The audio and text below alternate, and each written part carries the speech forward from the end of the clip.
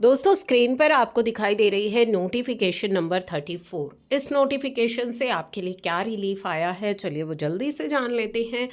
तो इस नोटिफिकेशन में सेक्शन 23 सब सेक्शन 2 के अंदर कुछ चेंजेस किए गए हैं, जिसमें कि सेंट्रल गवर्नमेंट ने कुछ चेंज किए हैं।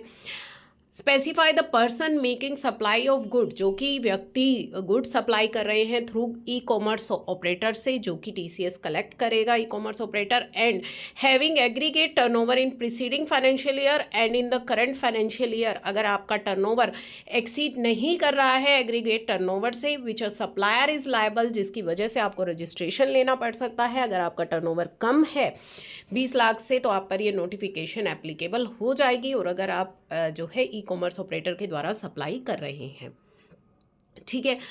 तो कैटेगरी ऑफ पर्सन जो कि एग्जाम्प्ट कर दिए गए हैं जीएसटी रजिस्ट्रेशन लेने से, उनको ये कंडीशंस फुलफिल करनी होगी, ठीक है। आप एग्जाम्प्ट तो हो जाएंगे, लेकिन कब?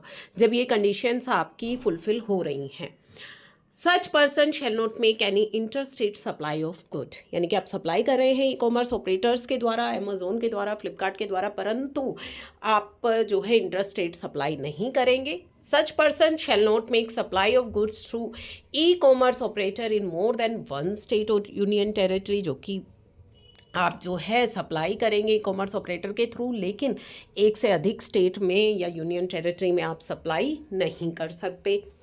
सच person shall be require to have permanent account number, आपके पास होना चाहिए, जो कि इशू किया गया हो अंडर इनकम टैक्स एक्ट 1961 में, ठीक है। तो ये जो सेक्शन है जो हम अभी डिस्कस कर रहे हैं, ये ओवर रूल कर रहा है आपके सेक्शन 22 एंड 24 को। Such person shall, before making supply of goods through electronic commerce operator, declare on the common portal, यानी कि उन्हें सप्लाई करने से पहले पोर्टल पर क्या डिक्लेयर करना है? अपना पैन नंबर, जो कि इशू किया गया है under income tax act 1961। Address declare करना है अपने प्लेस ऑफ बिजनेस का या स्टेट ऑफ यूनियन टेरिटरी का, in which such person seek to make such supply, जिसमें वो सप्लाई करना चाहते हैं, which be subjected to validate होगा वो पोर्टल पर। Such person have been granted enrolment number आपको मिलेगा, जिस तरह की ट्रांसपोर्टर्स को मिलता है, on the common portal on successful validation of PAN number. जब आपका पैन नंबर सक्सेसफुली वैलिडेट हो जाएगा तो आपको एक एनरोलमेंट नंबर जनरेट हो जाएगा। Such person shall not be granted more than one enrolment number, आपको नहीं दिया जाएगा किसी भी स्टेट एंड यूनियन टेरिटरी में। No supply of good shall be made by such person through electronic commerce operator unless such person have been granted enrolment number. जब तक आपको नहीं मिल जाता आप सप्लाई नहीं कर सकते इलेक्ट्रॉनिक कॉमर्स ऑपरेटर के द्वारा।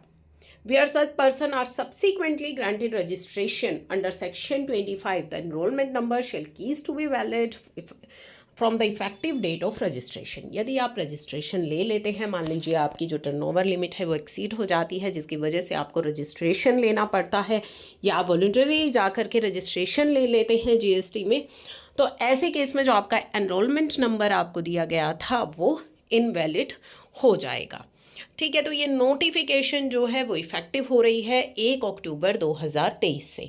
तो यदि अभी आपके पास रजिस्ट्रेशन है तो आप पर ये नोटिफिकेशन अप्लाई नहीं हो रही है, लेकिन 1 अक्टूबर 2023 के बाद आप पर ये नोटिफिकेशन एप्लीकेबल हो जाएगी। आपको जीएसटी में रजिस्ट्रेशन लेने की आवश्यकता नहीं है, या अभी आप तो ये जो नोटिफिकेशन है इसे सेव करके रख लीजिए, 1 अक्टूबर से ये एप्लीकेबल होने वाली है।